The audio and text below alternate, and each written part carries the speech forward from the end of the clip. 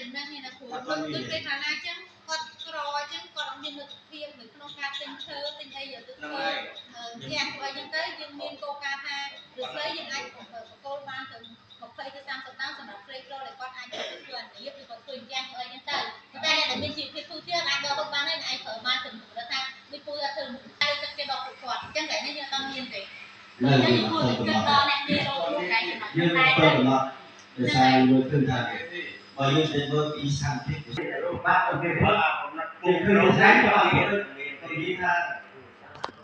តែអាចគេដើរទៅបើនៅបាទអត់ថាយើងទៅគាត់តែសារទៅជិលទៅណាទៅថាមកអត់មកនេះបាទអញ្ចឹងហើយបើតាមទូកណ្ដិតជាងណាគ្រូសាស្ត្រឲ្យបកាក់មកតែនេះខាងស្ទើរតែប្រមូលផលទៅឲ្យជួយពីទៅប៉ុណ្ណឹងសោកបាត់ទេបាទបាទត្រូវហើយយើងមានគោលការណ៍ឬយើងមានឯកសារយកថាយើងបានកំណត់ថាដើម្បីយើងផល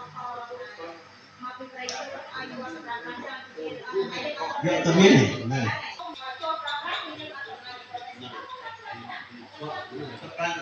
ការទីពីផុតដល់មួយសាមួយ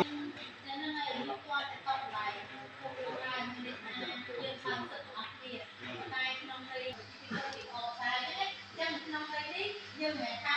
ដាក់ទុកទៅយើងចាប់ឲ្យកម្មការនេះគឺដល់មួយទៀតតែពីពួកដល់មួយខាងនេះពួកខាងគាត់មានអញ្ចឹងតែយើងអត់ទេរកទុកទៅបានទៅតែពួកកម្លាំងពួកមួយពួកជ្រុំវាបានទៅដល់ភាពទេដល់អត់ឥឡូវកន្លែងហ្នឹងមិនយើងថាមិនថាមានគោលការណ៍អីដែលមានជំនាញហ្នឹងដើម្បីទីគឺយើងអាចធ្វើមិនដឹងចាំណាហើយមួយទៀតគឺអូនស្រីចាស់វិញចេះយើងគួរដាក់មកវាអត់ស្របឲ្យគេតែអាចទីទៅបានខ្លាចតាមវិធីហើយមួយទៀតទៅទៅនឹងគ្រូសាមានរកគ្រូមែនតើតែថាយើងពីទៅសក់ណាគាត់អត់មានធ្វើផ្ទះបាញ់យូរឈើយើងឲ្យធ្វើឈើក្តារយើងទិញពុកយ៉ាងទៅធ្វើអានឹងមិនដែរនឹងក្រីក្រតែយើងឲ្យហ្នឹងហើយដាក់3មកគេមកឥឡូវដាក់3ចឹងណាពីការដាក់1ទៅវាអន់ពេកដាក់2អន់ពេកដាក់3ទៅហ្មងណាមិនដែរយើងសប្បាយចិត្តដាក់3